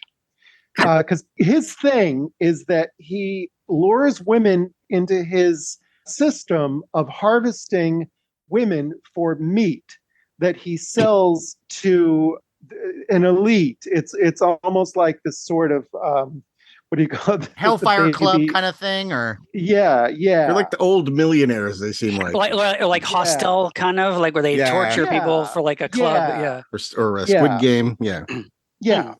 And he's cutting off parts of her body, and this was actually written and directed by women. And it's very cautionary, obviously. It's like, okay, be careful who you get involved with. And it's a paranoid fantasy about, the boyfriend that you meet, who turns out to be the boyfriend from hell. But it's got this element of it where he's actually, using them for meat to sell them as food. And it is horrifying. It is very effective. It goes places where it's like, okay, yes, you can. There's actually a light at the end. It's not all gloom and doom. And I do recommend it. I did enjoy it. Again, it's called Fresh. It's from 2022. Certainly, I think belongs in this category. Wow. Yeah, he's great at it too. He's great. Yeah, he's a motherfucker. Yeah. Yeah. Wow. Interesting. That sounds cool. Would you recommend this, Ken? Absolutely. Yeah, I really enjoyed it. It's tense, and I really liked it. Is it graphic? Yes and no. It's not terribly graphic. Right. Okay. It's my only question is, how did she sit down after he sold her butt? Right. Yeah. That's my only question. If you have to Other than that, the movie makes perfect sense. She had to sort of sit on her knees, I guess. Wow. Yeah. If you got to sit, you sit. Ass or no ass. Take it from me. Okay. So fresh. Yeah, he's great. It's the perfect boyfriend that turns out to be a horrible, crazy. Yeah. Wow, that's good. Yeah. I've got a film that Ken Daly turned me on to. I know that a number of you have seen it and are somewhat fans of it. I don't know about you, James, but I know Sean likes it, and I know, Ken, that you like it. And the film is Troll 2. Oh, yes. Yes, of course. 1990, and it's supposed to be a follow-up to the movie Troll, but it's not. It has nothing to do with Troll. No. It's actually a movie. There's not even any trolls in it. No, it was originally titled Goblins. Right. And it's about, in a nutshell, it's, this family is part of this home exchange vacation. And so they move to this rural farming town called Nilbog, which is goblin spelled backwards. Wink, wink. Hey, get it? Anyway, they're set upon by these vegetarian goblins who want to transform the family into plants so they can eat them. And how they do that is they give them this food that will change them into this vegetable matter. Makes sense. And, you know how it goes. And so there's a scene where the food is obviously tainted. There's a dinner scene. They're all sitting down to dinner, and their food is clearly tainted, like to the point where it's bright green. Right, the sister That's how you know. How could they not notice? Right. The sister is eating a corn cob that has like green glitter on the top of it. There's no way you could not notice this. Right, but the kid's kind of trying to warn them. So the kids, but there's a weird. So there, all of a sudden, there's this moment where it's like time stops, and there's a little kid who's been on to the goblins from the very beginning. Right. And so this kid, all of a sudden, time stops, and the spirit of this kid's dead grandfather just shows up. And he's like, grandson, you have to make sure that your family doesn't eat any of this food because it's tainted. It'll change them into the goblins. So whatever you do, you have to stop them. And then he disappears, right? Right. So then there's this scene where they stop time by everybody just kind of freezes. Like they don't use any sort of optical effect. No. It's just everybody just like, okay, freeze. You know, it's just bad acting. Yeah, bad acting. And they're like, and they're kind of like shaking a little bit. So, you know, this is taking way too long. While they're frozen, he's walking around and it goes on forever. And he's trying to figure out, what am I going to do? What'll I do to stop this from happening? And he's walking around everybody. And then finally, what he decides to do is get up on a chair and you see him unzip his pants. And they don't show it because I guess then that would make it a different kind of movie. Yeah. He apparently has pissed on the entire dinner. And so they cut to the following scene where everyone's all mad at him and the dad is taking him up to his room and they're throwing away all the food. Right. But this movie and the father says, I don't remember the line. You don't piss on hospitality. Right. It's like a famous Nice. said by the non-actor dentist who they got to be in the movie. Father. Well, and if you want to know more about this insane. movie, there was a documentary that was made by the kid, the child star who's in the film. And he made this movie called Best Worst Movie. And that's really fun. Yeah. I think more people know Troll 2 through Best Worst Movie I than think so. actually see Troll 2. Yeah. But it is truly terrible, but it is like when you watch it, it's got that Plan 9 thing where it does. Like it's so awful and so consistently awful in a unique way. An entertaining way. You kind of can't take your eyes off It's so it. weird that it's entertaining. Yeah, because it's done by like Italian filmmakers, and they probably didn't even see the first Troll movie. Nobody understood English. Yeah, it was written in Italian and translated to English and directed by a man who didn't know English. That's right. And sure formula for success. And from what I've read, the story came along because the director's wife was mad at her friends who had become vegetarians. And so that was the inspiration for the script. But I mean, it's horrible. But like just this scene that I'm describing, the amount of time it takes for this kid to walk around while everyone is frozen in their tracks, and he's looking at it. Like you could almost see this as a scene, like it could be a scene from like a Mission Impossible movie, but it's so not. It's just it's so terrible. But awesome. That's pretty fun. That's a good one. Yeah. Nice. Well, this has been great and very. I'm thankful. Yes. It's been delicious. Wonderful. I'm hungry and filling. Yeah. There are I want so custard. many. There's so many diabolical dinners out there, but what do you guys say we do a lightning round? Let's do a lightning round. It's a tasty idea. Sure. Yeah, I want lots of courses. Seconds. Well, Ken, give us go ahead, Ken. Give us a few. Well, speaking of lots of courses, this is one we've all seen. I only just rewatched it recently, and that's Indiana Jones and the Temple of Doom.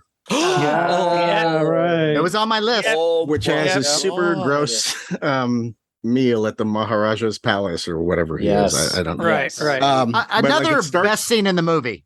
Yes, exactly. Yeah, That's the memorable scene. Memorable scene, yeah. That and I Hold remember On to anything Potatoes. else. But like the first course is a giant boa constrictor that's been roasted. Right. And they cut it open and a bunch of live eels come out. Right. Then they have, I think it's roasted beetles. Yeah. That are right. And what's her name? Kate Capshaw. Kate Capshaw, right. Is horrified by all of this. Indy's just off talking to the other guys. He's fine. Right. But Short Round and her are just watching all this horrible food. And she sees the beetles and they're like filled with this gross custard again. Right. And she's like, can I maybe just have something simple like soup? So they bring her a bowl of soup and she pulls out her spoon to eat it and a bunch of eyeballs float to the top of the soup. Right. And then it's time for dessert. And for dessert, they put down a bunch of monkey heads. Right. And, chilled monkey brain is the dessert. They pull off the tops of the brains and she passes out. Yep. It's like they just had to think of like when you get to the sequels, it's like what can we do? Like instead of snakes, let's do like a cavern full of bugs. Yeah, and a cavern and rats. It's like okay, it's like all right. I don't know if listeners remember, but this was the first major feature film to be rated PG-13. All right. And I remember I didn't know that. I remember it was a big deal because not only that, but at the movie theater that I worked at, the ticket prices went from $5 to $5.50. And I remember saying to myself, you know what a bummer that's going to be? Because now it's like one ticket. Oh shoot! Now I got to give 2 quarters in the dollar bills. That's going to be it's such a pain. That was my thinking. But change. and I remember being upset at the film too because of that. I thought was it really necessary to show the monkey brain? Come on, I don't know. I love that. I wanted more of that. It's the child torture, I think, is an issue. Right. The heart out of the guy. The heart. Right. But there's another. Doesn't make any sense, Ken. It doesn't make any sense. Well, he's in a trance. Yeah, that was the idea. It doesn't make sense. You're right. There's also another. There's also another dinner scene in that movie that I actually think is pretty good, and it's a reflection of Kate Capshaw's character. And Indy brings her into this town where these people don't really have anything at all, and they're on the edge of poverty. Yes, but they've created this meal for her and them, and she's served this. I don't know what it looks like. It could be maggots or something, but it's not. It's something that's like a gruel of some sort, but it's tasty. Yeah, I didn't really know what it was. Right. But it didn't look appetizing. But, I mean, when you come into a place and somebody offers you something, you have to eat it. It's just one of those things. And she doesn't want to touch it. I'm fine. I'm not hungry. And I love it when Indy leans over to her and says, you're embarrassing me. These people are starving. Right. Doesn't he say this is more food than any of them will have in a month? Yeah. That's right. But really I love that. I love that scene because it's to me one of the few really human moments in that movie. Yeah, that's true. That's good. All right, you got another one, Ken? How about Spider Baby? Yes, sure. 63 is it? I can't remember. I think so. Yeah. It's this weird family, and they suffer from this Mary Prankster syndrome or something. I can't remember the name of the syndrome. Yeah. But they're basically insane. And there's Ralphie, who's the weird little mentally damaged kid, played by Sid Haig. Sid Haig, early young Sid Haig. Sid Haig in his little Lord Fauntleroy outfit. And, you've got the two girls who play a game called Spider, and they pretend they're spiders and kill people. They're great too. They're so good in that. It's a really interesting, weird movie. Yeah, and it's 1967. 67, sorry. Okay. Written and directed by Jack Hill, who did many a cool movie. Also, what is it? The weirdest story ever told or something? Right. Yeah, that's like the subtitle for it. And it's Merrier syndrome. MERRYE. However you would, No, it's with a main title song sung by Lon Chaney Jr. Yeah, that's right. Yeah. So here's the thing.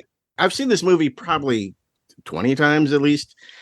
Something I've never noticed before, and it's so weird that I've never noticed this. So there's this big dinner scene where they eat a bunch of weird stuff. There's bugs and like weeds. A cat. And a cat. They say it's a rabbit, but it's a cat. Right. But there's a point where there's a couple, and the woman starts talking about how much she loves monster movies, how she loves Frankenstein and Dracula and the Mummy and the Wolfman, and she howls, and she looks at Lon Chaney Jr., and Lon Chaney Jr. says, "The moon is full tonight." And it didn't hit me until the last time I watched it that it's the Wolfman. Right. Oh, because he looks so different, I think, by that point. And I just think of him as the character in that movie. Right. It's such a blatant. It's actually a really one of his better acting roles. Subtle. I agree. For a later role, because he was starting to go downhill a bit by then, but he's really quite good in that. He's kind of charming and sympathetic. Very sympathetic because he feels for his family. He knows it's kind of deteriorating. it's their days are numbered. Well, right, and you get during that meal, you get a little bit of him explaining what's wrong with his family. He says, they can't eat meat. They're vegetarians because if we give them meat, something bad will happen. Right. They'll want more meat. Yeah. Right. Yeah, that's a good one. Yeah, that's great. That's a good one. Nice one, Cool. Ken. Nice. Got any more? Nice. You got another one? I don't know. Would human centipede be considered a dinner time for the whole movie? I knew that was going to come up at some point. Oh, I guess in a way. God yeah, help sure. me. I mean, they're God just help me. eating the whole time, eating and pooping. Yeah. True. I mean, Sure. hey, it's what's for dinner. True. All right. That's good. All right. Very nice. Nice All one, right. Ken. Nice one. All right. Let me throw out a few here real quick. One is a more recent film from 2011, You're Next. Another one I had on my list. Great dinner. Great movie. Dinner gathering that goes horribly wrong. It's like this well-to-do family. They're having this anniversary dinner. There's lots of issues with relationships in the family. They're trying to get them all together and settle things. And suddenly, like arrows start shooting through the windows, Right. killing people. And there's mass killers outside surrounding the house, and it goes very bad. And there's a great twist in it too. Yeah, I love really that good movie. film. Yes. Another, as far as a good diner scene, I would say the 1986 film The Hitcher, when C. Thomas Howell is in a diner, and he's already been starting to be terrorized by this John Ryder character played by Rutger Hauer. And he knows that John Ryder's very close by in the diner because he's taking a bite from a thing of French fries and picks out a cut off finger that is one of John Ryder's victims. Another great dinner party scene is from the 1973 TV movie Don't Be Afraid of the Dark. It's a great, creepy moment because in the film, Kim Darby has moved into this new house with her husband, Jim Hutton, and there's these little creatures, these little kind of goblins, actually, that live under the house inside the walled up fireplace. And they've started to kind of make their appearance and start to terrorize her. And she thinks she's having a nervous breakdown. The husband doesn't believe her. So in the meantime, they have this dinner party for her husband's like law firm associates. It's kind of a nice party. The table's all set and they're having these nice small talk dinner. And she's feeling something tugging at her leg and something's pulling her napkin off of her lap. And she doesn't want to look down and she does. And it's one of these little creatures looking up and she freaks out. Of course, then everybody, what's happened? And the creature's gone. Great creepy moment. Love it. I can't not mention the Rocky Horror Picture Show, the big dinner table scene where everyone gathers. Oh, of course. Everyone gathers for dinner, and Dr. Frankenfurter reveals that the food has been made out of the murdered body of Eddie, the biker boyfriend of Columbia. He takes off like the covering of the table, and you see under glass Eddie's mangled body, and Columbia runs out freaking. And the audience says, "Meatloaf again." That's right. That's right. That's right. And I have to, of course, mention 1967's Mad Monster Party, which has a great dinner table scene. This is all the monsters gather for dinner. Boris Van Frankenstein reveals that he's got this new destructive formula that he's created, and he's going to retire as leader of the monsters. And there's going to be a new person who takes over, and all the monsters start wondering who that's going to be. Then Boris says, and everybody enjoy the food and also enjoy the entertainment. And now here's the band Little Tibia and the Phibias, and which of course is the skeleton rock band, which is awesome. And they sing the song "The Mummy." It's fantastic. It's a great kind of like big monster dinner scene. Great. So there you go. Those are great, Sean. Those are great. Well, I have two. One dinner scene. Look, okay, we're gonna get out of animation. You want horror? Okay, I got you horror. Some daylight horror. There's a dinner scene that made me Raggedy Ann and Andy really, really uncomfortable and really disgusting. Can you imagine when you're eating something with a large group and you find something in this wonderful home cooked meal and you get repulsed by it? Mm-hmm. Well, in 2019. The film Midsommar came out, directed by Ari Aster, and you have this couple that, a group of friends that goes to another country to kind of check out this commune thing, and what happens. I mean, there's a lot of things that happen, but there's a moment where the boyfriend kind of finds out, like, well, hey, within this commune, what we do to make sure we don't do inbreeding, we sometimes invite people from the outside to kind of mate with us, and he's all, and he goes, yeah, so sometimes if a girl likes you, she may do something to entice you or something. He's like, oh, okay. There's a moment where he's eating this little pie and he finds what he believes is a pubic hair from this girl who has shown interest. And he actually seems to be very nonchalant about it. Taste. Guys, if that were me, I would have barfed my guts out. Okay, You don't like women pubes? No, I don't care what woman had her hots for me. But if I'm not going to get it in your mouth anyway. Larry, yes. what if it was Peppermint Patty's pubic hair? Okay, I want to apologize to our female listeners out there for that comment from Shawn Sheridan. I'm just saying that it was a moment that was so repulsive to me. But of course, the character played by Jack Rayner, he's really great. He didn't see. I mean, he's a little bothered by it, but it's like, oh, she's got the hots for me. Hey, and my girlfriend's kind of nutty. Hey, but it's a really disturbing group dinner scene when he discovers that little hair in his meal. Agreed. The other one, jump into science fiction, another uncomfortable meal. Look, it's like we're going to have a diplomatic meal. We're all going to get together. We're going to kind of get to know each other. And then things just get really uncomfortable. And I'm talking about Star Trek VI, The Undiscovered Country. I knew you were going to choose that one. I knew you were going to pick that. Directed. And so that's great. Kirk, there's this moment when Kirk, he's not a fan of the Klingons, but he's instructed. The Klingon chancellor is in his ship, and he says, would you care to dine with us on our ship? And so the Klingons come over, and everyone's just trying to, okay, we're doing our job. We're meeting each other. We're having this fancy dinner. Right. But he's putting on a good face. But like anything, it's like slowly things start to come out about assumptions about people and stuff. And it's a really tense moment. And when there's this back and forth between the Klingons and some of the crew, Chancellor Gorkon, who's played wonderfully by David Warner, after there's this back and forth, he says, well, looks like we have a long way to go. And it's great because, I mean, we laugh, but it's like he's the one Klingon that is trying to, we kind of need to work together. Right. They try to liven things up with the Romulan ale, but you can tell the Klingons have a different way of eating, and there's just different ways of dealing with cultural differences. But it's a great scene, and it's like a classic uncomfortable dinner, and everyone's trying to put on their best face. You're doing what you're told to do by Starfleet. Yeah, exactly. Right. So hey, Larry, can I comment on that for a second? Because there are a lot of great Klingon eating scenes throughout the Next Generation and Deep Space Nine too, where you get to see, what the Klingons eat, and they eat what would be disgusting to us, things that are alive. And there's even an episode where Worf's brother, Kern, is invited over to the Enterprise, and they make a dinner for him, and it's all cooked meat. It's all kind of the stuff that we like, Right. And he's eating it, and he's like, this has no taste. And I guess if you're used to these strong flavors, our food is just nothing. And but I love that. I love that in Star Trek they present simple scenes to illustrate something.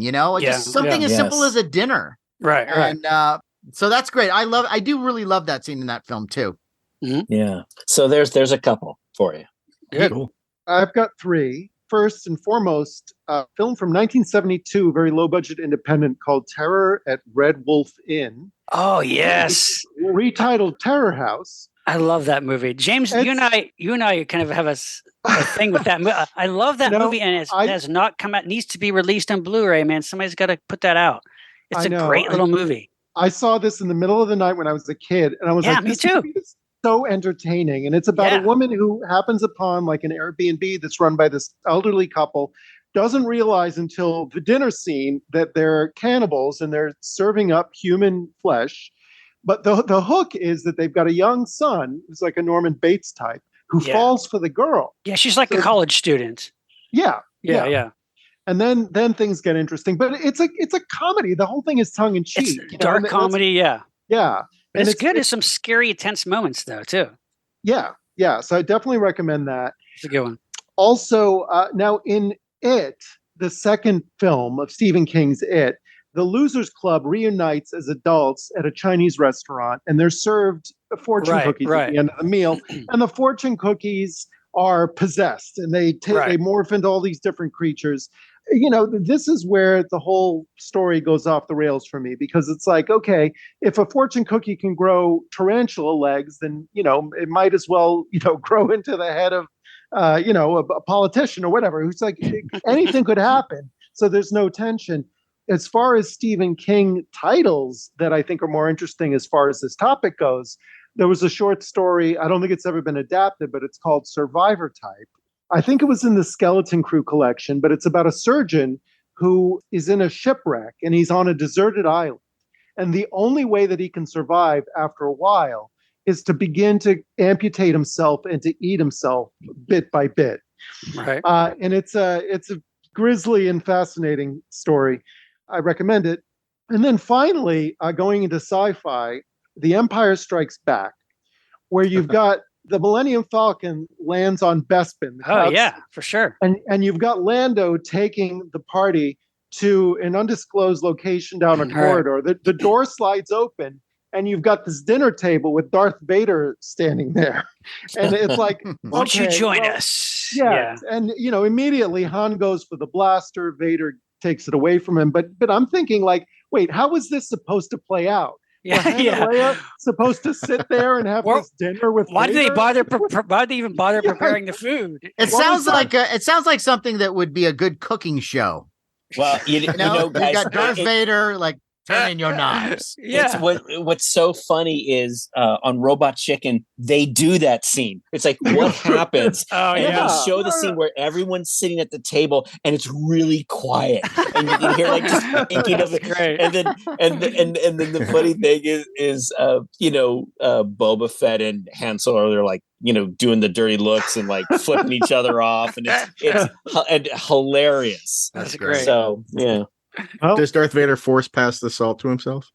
There's a moment where he's having difficulty drinking something, and they have to put in a straw. So that's great. It's one of those moments where it's funny because that's a great scene, James. But it's like, so what happened? So everyone sits around the table. What happened? What do they do? And how awkward that would be. So good. Maybe it was just a meal for Darth Vader and Boba Fett. Yeah, how is Boba Fett going to eat though? I mean, right, with his helmet. Yeah, or Vader. You're right. Put him in the back of the tank. Once again, gravy. Sucks on gravy. Gravy. That's great. Okay, Matt, take us home. All right. Well, here's one that I'm sure most of us have seen: the movie Parents.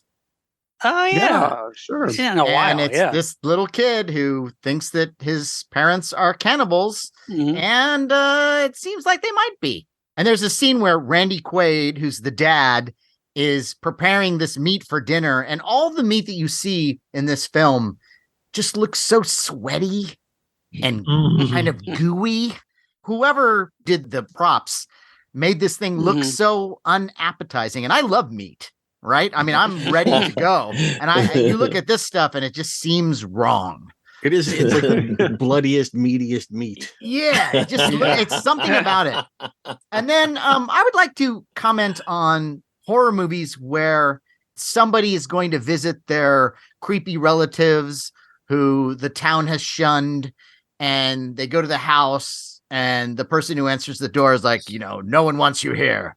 But then you kind of force your way in. And there's been a number of movies that have done that. But there's one in particular that I love, Die Monster Die from 1965. And it's based on a H.P. Lovecraft story, The Color Out of Space. All right. And there's a scene where it's Nick Adams is the guy who comes to the house to reunite with his girlfriend, Susan Farmer. And Boris Karloff is the patriarch. And they sit down to have this meal. And clearly, Boris Karloff has said just right up front, I don't want you here. But that doesn't matter. They're going to have a dinner and they're just sitting around. And it's one of those scenes where I just go, how could you enjoy your meal? Like you got this fucking Boris Karloff's just glaring at you. Please leave. Like, yeah, but I'm in the middle of my soup, and that happens a lot. But then there's a scene in one of the Hammer films, Dracula, Prince of Darkness, where you have these two couples that are stranded in the wilderness out in, Carpathia. And all of a sudden, this carriage comes and takes him to a place where, hey, we'll put you up for the night. We'll give you food. And the world's creepiest butler is the one who is like, come on in. And we'll, I'll cook you dinner. And of course, one of them is, like, I don't want anything to do with this, but relax. Look at this hospitality. But this guy, he never smiles. He is screaming, I am going to either kill you myself or have you killed. But no, they still sit and eat the dinner. Right. And you see that as a reoccurring theme in some other movies. But this one is a special one for me. And now there was a Night Gallery episode from season 2, and it's called The Sins of the Fathers. I have that on my list, Matt. And I love it so much. God. And I think I brought it up before, but in the backdrop of the plague and famine-stricken Middle Ages, Richard Thomas is the son of a sin eater. And a sin eater is a person who ritually eats food that symbolizes the sins of someone who has died. Well, like you're right. You have to eat it next to the corpse of somebody. Right. The food is set up around the corpse. Right. And then when the sin eater finishes the meal, he screams, and that means that he has taken on the sins of that individual. Yeah, he's cleansed that person of their sins. Okay. But the bad part is the more the sin eater eats, the more sins he accumulates. So he's really sinful, as he continues to do his work. Okay, so now we find out the sin eater gets sick. And so his son, Richard Thomas, his mother sends him to the house of this wealthy guy who has died. But she says, just steal all the food instead of eating it. Like fake it. Fake it. Yeah, and pretend that you're, getting the sins in you and scream and do all that stuff. So he does this and he completes his mission and he brings the food back home. But soon he finds out that his mother's real purpose was to have him eat the sins of his father. So he has to eat the sins of a sin eater. Oh, because the father had been ill, but now he's died. Yeah, it's like he faked it for this rich family, but now he has to do the real thing for his own dad. Yeah, and I just love that. It's so so and spooky. Well, it's so well. The acting. Richard Thomas is wonderful, and Geraldine Page as the mom. You got Barbara Steele, Michael Dunn in there. It's fantastic. Yeah. Great cast and very atmospheric. Yeah, and this is one that as a kid I remember watching this, and this really stuck with me. Yeah, it's just the idea of a sin eater. And when he steals this food, Richard Thomas thinks that he's going to bring it home and everyone's going to be able to eat. And because it's a famine. Right. Everyone's starving. Right. And there's even a scene where he's supposed to be paid to do this, but he's so freaked out that they try to give him the money and he just runs gold off. Coins. Yeah. Right. Yeah. Wow. And he gets home and then he finds out that this is his job. And it's really up there in some of my favorite episodes of Night Gallery, but also of just television horror from that time. Just so well done. Yeah. And then the last thing I want to bring up is something that I brought up before, which is a movie called Biozombie, which is, I guess you would call it a Chinese takeoff of Dawn of the Dead. Instead of it being a big mall like the ones that we have, it's this little tiny mall. And there are a couple rascally characters that are our protagonists, and some sort of, toxic waste or something turns all these people into zombies. And so there's at one point, there's a sushi bar in the mall and the virus hits the people and makes them all zombies. And so now you've got a zombie sushi chef who is making human nigiri for the other zombies. So he's making this sushi and he's making these he's got a little bit of rice and then he puts like a human finger on top. Brilliant. And serves it. And I just thought that's so fun. Oh my And that's another one. It's from 1998. It's Hong Kong and loads of lighthearted fun. So there you go. Yeah, it's great. That's nice. That's awesome, man. I gotta check that one out. You got it. Well, this has been great, guys. Yes, this it has. Yeah, it's been fun. Wow. I'm stuffed. I take a nap now. I don't know. I'm a little repulsed by some of the stuff we've talked about. I may have lost my appetite. And this is also, there's so many that we didn't even talk about. I know, sure. But we will. We'll do this again because this is a great topic. We'll do this for dessert. Yeah. Do a second helping. Yeah. Devilish diabolical desserts. Maybe we'll do like creepy cakes or Yeah. Why not? audacious appetizers. Nice. Well, hey, Ken, Yeah. this is your opportunity to plug whatever you got going. What do you got going? As always, I'm on Nerd Poker, Brian Bosen's Nerd Poker, where we play D&D. We've been at it for Years now, 10 right? years as a podcast, Wow. over 20 Wow. as a D&D campaign or group. Wow. That's awesome. And so the early years, that was just for fun, right? Yeah, we used to just play at a friend's house, and then we ended up making it into a podcast. And it's been really great. And it's, as you probably know, during the whole shutdown and everything, it's great to be able to, see one another and get together all the time. Oh, God, yeah. It really helps pull you through all this crap. For sure. Yeah. Definitely helped us. Nerd Poker, and that's about it for now. Well, we love that show, and I think I'm also a Patreon member. Oh, excellent. Yeah. Really? Mm-hmm. Yeah, if you want to join their Patreon, go look up Nerd Poker on Patreon and join away because we usually have guest stars on the Patreon episodes. Cool. Yeah, and some great names too. So yeah, check it out. Now I'd like you to take this time to raise your glass of gravy and toast our wonderful guest, Ken Daly, friend of the show, friend of us, friend of humanity. And please do another toast for Diabolical Dinners. Gravy.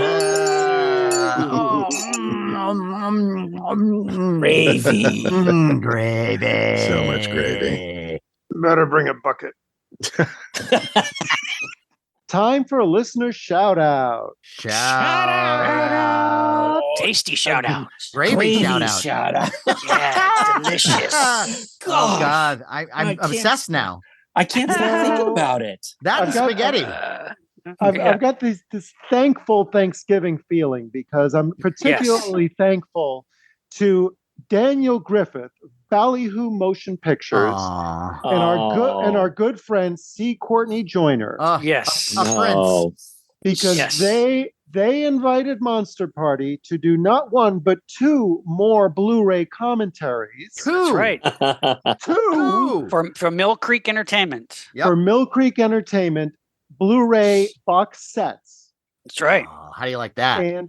And these films are, both of them are Columbia Motion Pictures. Yep. There's a thrillers from the vault set of horror ones and sci-fi from the vault set of sci-fi films. Yes, and for the thrillers from the vault set, we did commentary for The Boogeyman Will Get You with Boris Karloff and Peter Lorre. That's right. Mm-hmm. A very interesting movie because it has a connection to arsenic and old lace that you will find out about if you get the set. That's right. Yes, indeed. And for the sci-fi box, we did commentary for The 30-Foot Bride of Candy Rock, Lou Costello's last film. His last film without Bud. That's right. Yeah. That's right. Yeah. And it was very fun to do, both of these. It was fun. Yeah. Yes. Again, it was fun. It was fun just hanging with you guys to do it too, because we did it in person. Yes. We got together. We physically interacted with each other, which we're not used to anymore. Right. And the 30-Foot Bride of Candy Rock, by the way, this is the first time this film has been released on like digital format at all. Mm-hmm. Yeah. And we give a lot of great information about the behind the scenes and the making of the films. I think if you get these, you're going to be really impressed with the stuff that we bring. Yeah, you're gonna learn something. And we also sprinkle it with a little pizzazz too. Well, yeah, with our Monster Party, our Monster Party brand charm. Right. So, and these box sets, are they going to be available for Christmas? They Do we are. know? Oh, awesome. That's right. In fact, they're you coming bet out. your sweet reindeer. Yes, they're both coming out on December 13th. So perfect timing for a great stocking stuffer. Nice. Yeah, just get a very big stocking. Yes. To get a box set into a stocking can be a little Yeah. challenging, and you don't want to mess up the box. Yeah, or just wrap it as a nice gift under the tree. Right. Well, thanks again to the folks at Mill Creek, to Daniel Griffith, and to C. Courtney Joyner for thinking of us for these. Yes. We hope to do more in the future. And We're so grateful. We're thrilled. And let's remind our listeners, certainly with the holidays coming up, that Monster Party merch is available on our eBay store. Oh, the merch. A lot of exciting merch available. Make great gifts. Oh, the gifts. Oh, man. You could fill a sleigh with the amount of larges we have. We've got the Monster Party t-shirt that we made up for Monster Palooza. It's beautiful. Right. It's got the Derek Robertson kaiju design with a green color scheme this time. And that's beautiful. We've got Monster Party logo shot glasses. Mm-hmm. That's right. Which are very exciting. The first time we've done shot glasses, and they're beautiful.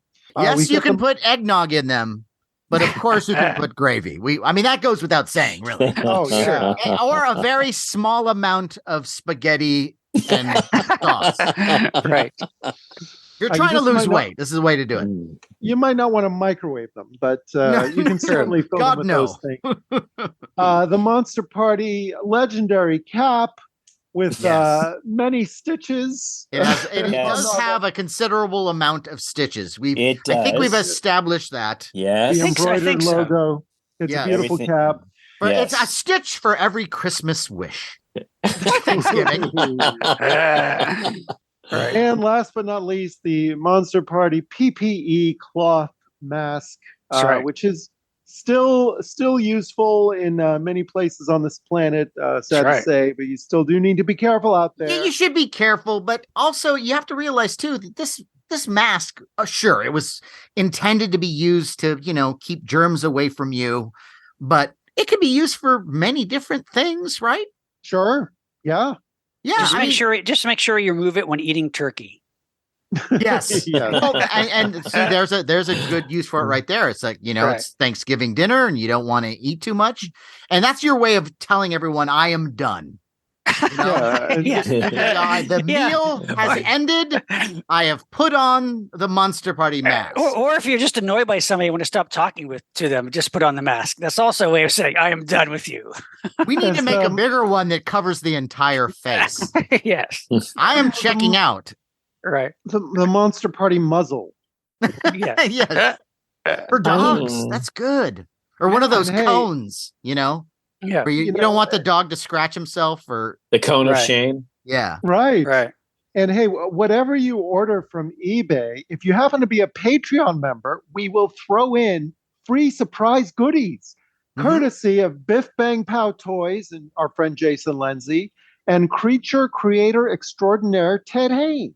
That's right. Yeah. Wow. They are really two things that I'm very thankful for. We are very thankful for them. They are mashed potatoes and gravy.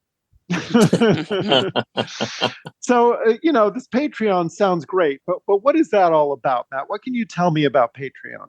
Well, I could tell you a lot of things, but please. Once again, I think the things that you need to hear about are the things that are actually true. You've been hearing a lot of rumors about our Patreon. Oh, and the conspiracies too. Yeah, my God, crazy. Oh. Yeah. There's been a lot of fake news about our Patreon.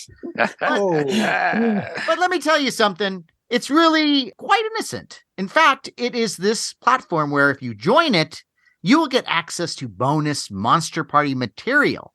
We're talking things like bonus audio episodes. We've got a lot of Monster Party shows now, like Larry's Toy Time and Monster Party Masterpieces and Monster Party Memories. Ooh. And we'll probably do another M thing like Monster Party Mammograms. If we can put it together. We're still working on that, and it might not pan out, but we have a lot of things to offer, and we're always trying to come up with new things. We also have collections of vintage science fiction and horror stories that are presented by my stepfather-in-law, John Bordeaux, and so he's always given us those. But we have a backlog of material that when you join, you'll have access to, and so it's just jumping into a big pile of fun. So it's not like Netflix where they'll put it up and then take it down. It just stays up. No, that's right, James. Forever. We don't take anything down. Everything from the very first episode that we ever did. Still, right now, you can go and get it for free. That's true. That's the kind of people we are. That's right. You know what? That's our thanks. We're thankful that we're not dicks. That's right. You know, it sounds amazing, but I don't know if you've seen the price of gravy lately, but things are a little. You might bit have something there. It's got skyrocketed. And what I don't understand. It sounds kind of expensive, to be honest. Well, if you went to the 99-cent store and you bought 5 cans of gravy, and I don't know exactly. Some of the 99-cent stores are now like what, $1.29. So you may only get 4, and then you add tax to that. I'm gonna be safe, and I'm gonna go really safe. 3 cans of gravy. Okay. But for the 3 cans of gravy that you could get, you could also join Patreon and experience all that Monster Party has to offer, and it's just $5 a month.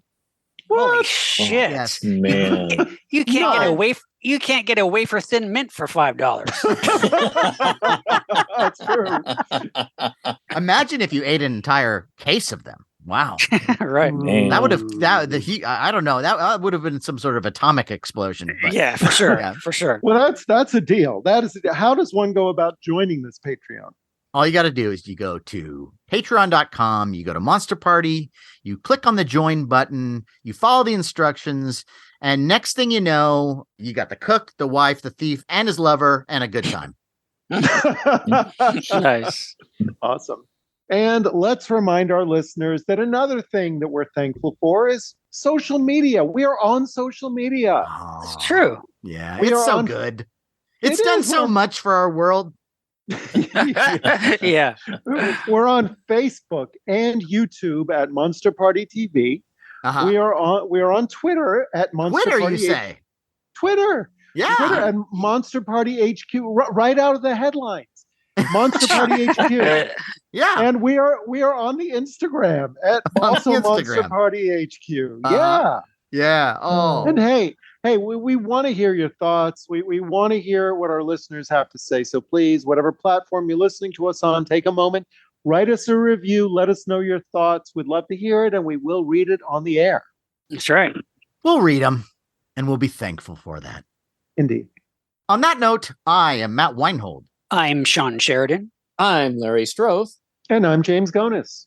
Keep America strong. And have your own diabolical Thanksgiving dinner.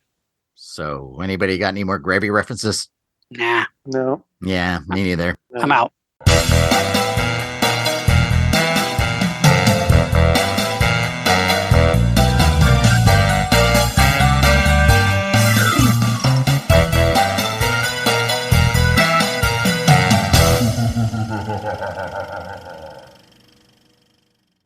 I'm going to start recording. You're my special lady friend. She wants to record you. She's sexy. Oh, hang on one second. Dirty. Oh, that got rid of Ken. That's a show. This has been great. And Larry, you're all squared away. Everything working for you? No, not really, but I'm on my phone. I don't know how that sounds. You sound fine. It sounds okay. It sounds good. Yeah. Do I sound okay? I'm afraid that's what you guys are getting. That's all you're going to get tonight. But it sounds good. You sound fine. All right. It doesn't. Yeah, it doesn't sound bad. Yeah. I was just, as an example, you're saying you can get anything you want now. It's the Lone Wolf and Cub Mandalorian, basically. I saw this at Amoeba. Wow. That's a crazy mashup, man. Is it a baby cart? Well, I mean, it's the same show, pretty much. It is, yeah. Yeah, that's true. Pussycat Club? Pussycat Theater in L.A. Yeah. It was an old porn theater. That's right. Really? That then became a gay porn theater, and now it's closing. I remember, I think it was, I want to say Sign of the it was, times. yeah, Paul Lynn during one of those Dean Martin roasts Yeah. was saying some shit about Dean Martin. He was like, and when he's not doing a show, he's hanging outside the lobby of the Pussycat Theater. Nice. Was that on Hollywood Boulevard? Sunset, Santa right? Monica. Sunset. Santa Monica. Santa Monica, yeah. Like I'm pretending like, I don't know. Well, No, 'cause I I, never went in, but the very first time I visited LA was 1983. And I was walking up and down Hollywood Boulevard, and there was a blind man, an old blind man with a seeing eye dog. And he asked me which way was the Pussycat Theater. What? Because the dog wanted to see the movie. Yeah. And this was Can you like 3 please o'clock in the masturbate me? afternoon. Was he walking along? Was he walking along cliched character avenue?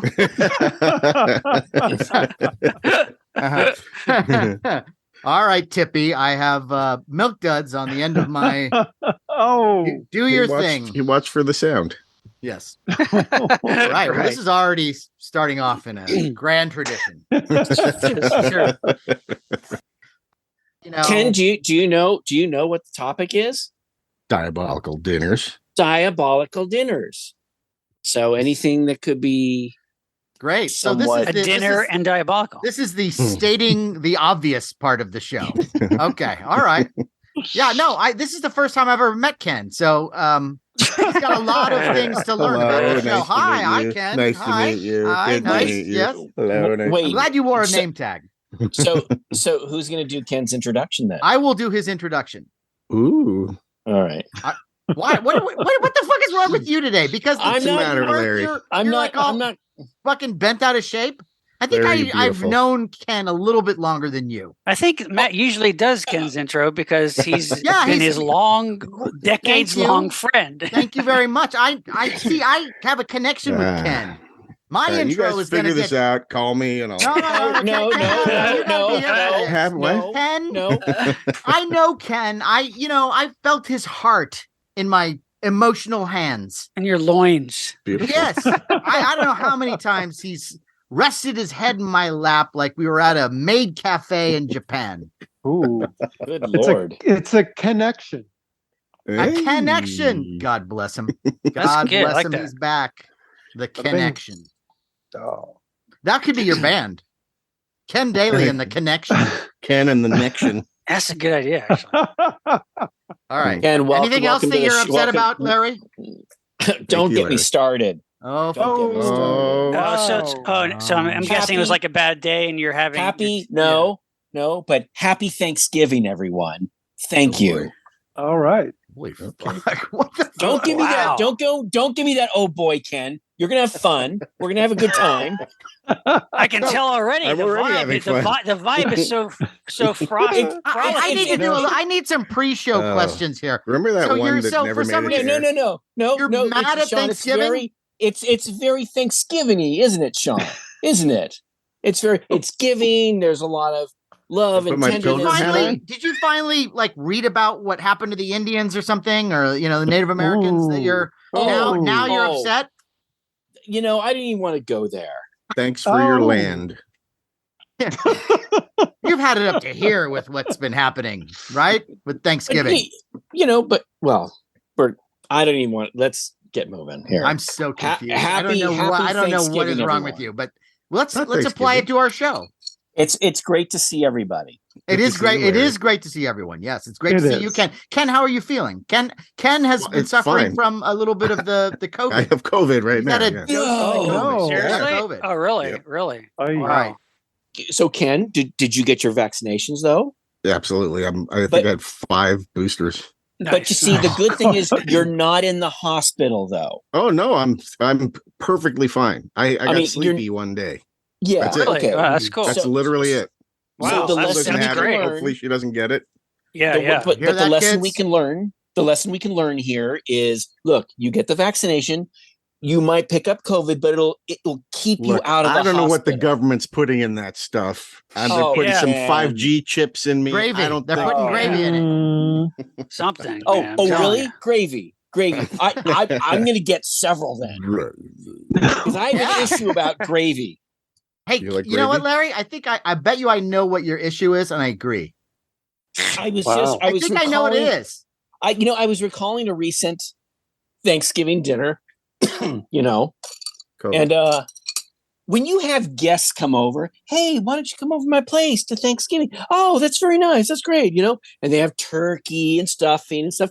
But what's this shit about not having enough gravy? Little tiny, because and this is why. Get this. No, Ken. And then if you get there, maybe it's a little later than everybody. You get there a little later than everybody, and you look at everybody else, and they have shitloads of gravy all over, and you go, "Hey, Thanksgiving! Thanks everybody for come late." Some.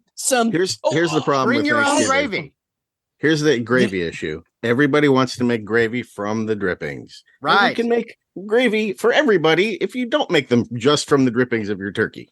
Or have both. Because you get maybe a boat out of it. Have some supplemental gravy. Yeah. But if we can learn anything, listeners, is always have plenty of gravy. If you invite Larry Strothe from the Monster Party team, hey, come on over. Or Matt Weinhold. I'm part of the show too. Well, see, yes, but Matt Weinhold, he lived with gravy. He was surrounded by gravy. I'm Mr. Gravy.